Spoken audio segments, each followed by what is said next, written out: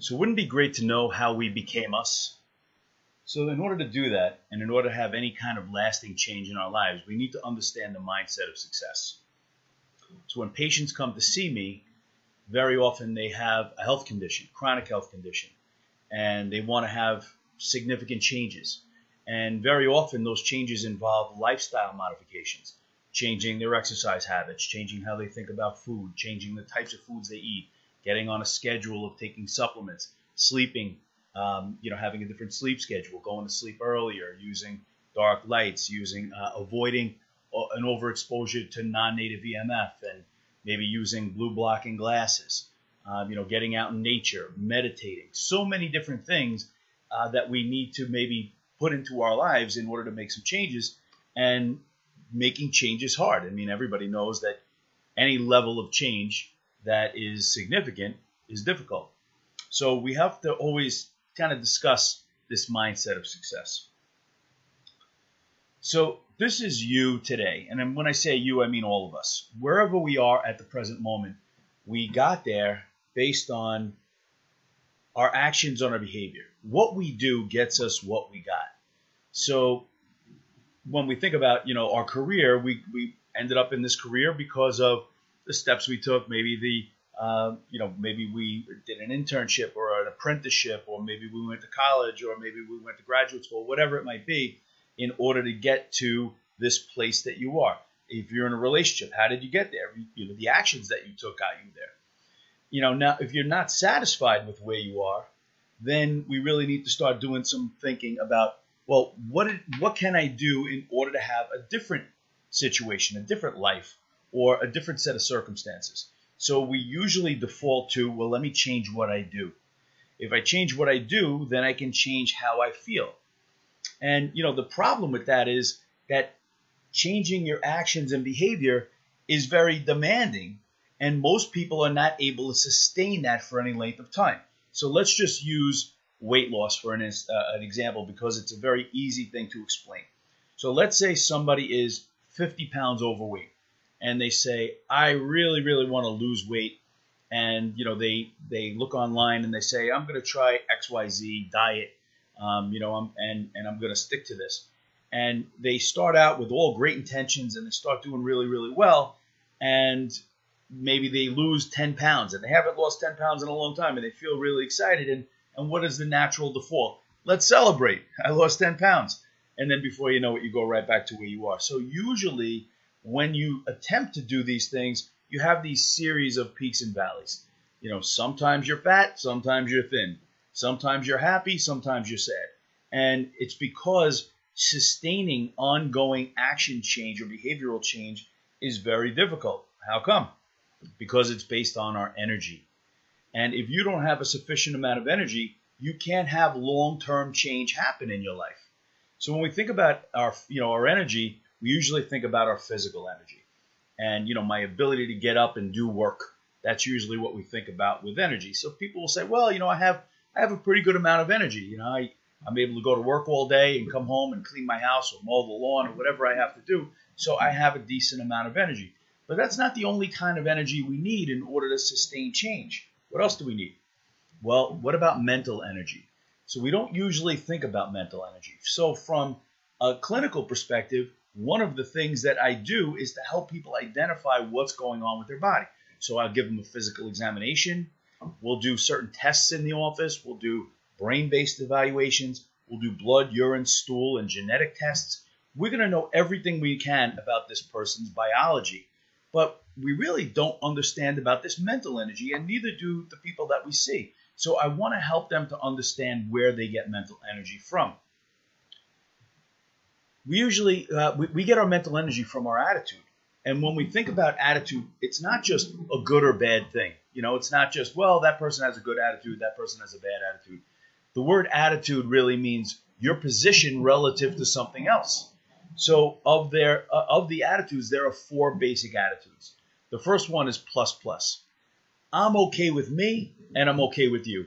I like me, I like you. I respect me, I respect you. That's the only good attitude you can have. The next attitude is plus minus. I'm good and you're not. I'm better than you. I'm condescending, overbearing, domineering, narcissistic, all of those negative things. And that's a negative attitude. And that doesn't lead to really a tremendous amount of mental energy. The next attitude is, I'm not okay, but you are, minus plus. That's low self-esteem. That's somebody who always feels that somebody else has it better. Everybody else has a better life. They're better looking. They have more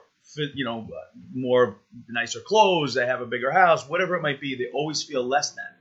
And then the last attitude is minus, and that's pathology.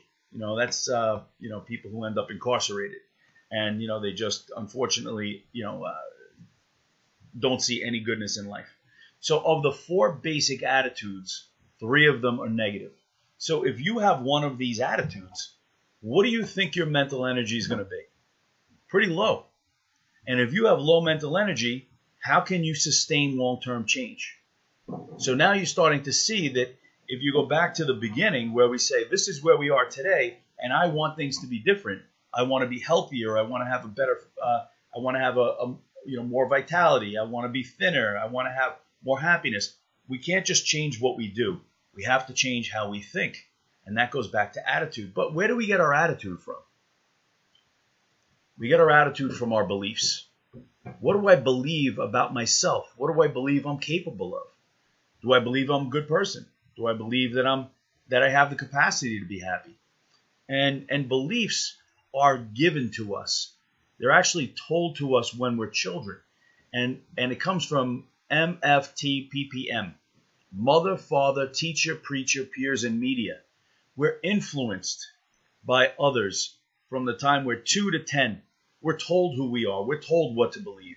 And sometimes, and most of the time, it's inadvertent. It's not even intentional.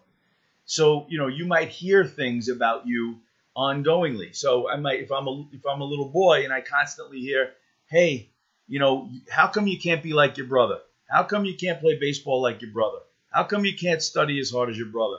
How is that going to make me feel about myself?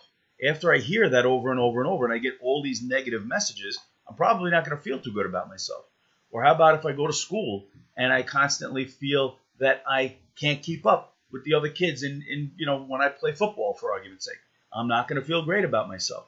So, some psychologists will talk about the number of negative messages that children are given are over 150,000 negative messages and maybe only 30 to 40,000 positive messages. So if that's the case and you happen to have this situation, then you're going to end up with one of the 3 negative attitudes. Or how about if you have a high ACE score? So the ACEs are the adverse childhood events. So if you have a high ACE score and you unfortunately had trauma as a young child, you're going to probably have one of the negative attitudes. Again, nothing's written in stone, but the odds of you having a negative attitude are greater than you having a positive attitude. And also, were you brought up with religion? Were you brought up believing in God or believing in universal intelligence? Or did you have spirituality in your life? Did you have any self-reflection, meditation? Most of the time, these things are absent in the home. So as a result, our beliefs are kind of up in the air. So now when we look at our chart and we think, well, if I want to have a different life, starting again at the beginning, if I want to get into shape and I want to get my cholesterol down, I want to beat diabetes, I want to beat heart disease, and I realize that I have to change my actions and my behavior, I need to significantly upgrade my energy, my mental and my physical energy, which means I need to reflect on my attitude, which means I have to really do some self-reflection. I need to think about, what do I believe about myself? Do I believe I'm capable? And if I don't, I need to change that. And that is just a software program. See, the beauty is, like I have an iPhone, I plug my iPhone in, once in a while I wake up, it's got a whole new update. Why? Because sometimes bugs are in those software programs, and people realize, wow, we can't work to our maximum capacity with this current software package. We need to upgrade it. Well, we are walking around as adults with the beliefs of a child. And if I don't look at that, if I don't examine that, if I don't upgrade that, then I am stuck as an adult with the limitations of what I had when I was between 2 and 10 years old. So when we talk about beliefs, we're really talking about something called the self-concept. The self-concept is your self-image, which is how you see yourself. how you think others see you, and combine that with your self-esteem, which is how much you like what you see. See, if I am constantly beating myself up, if I don't like being me, how can I possibly affect positive change in my life? So when we do a functional medicine, functional neurology, overall health promotion program with when I do it with patients, I'm really talking about everything, because I can't just say, hey, you should change your diet. Obviously, 90% of people should change their diet. They can't. Why? Because their self-concept usually isn't strong enough to support the belief system and the positive attitude and the energy necessary to make those significant changes. So lasting change starts with upgrading your mindset. So anytime anybody works with me, we're talking about mindset, because we need to look at how they think and how they feel about themselves, because without self-love and self-appreciation, it's very difficult to have any kind of happiness. And you might have fleeting happiness, but usually what you see is that you attract into your life, where, a reflection of where your head is at. So if I look at myself and I say, overall as a person, I feel on a scale from 1 to 10, I'm a 6.5. But I really would love to meet and find a spouse that's a 9. That's just not going to happen, because I may seduce a 9 into my life for a short period of time, but once they realize that I don't feel like I'm a 9, they're not going to really be attracted to me anymore.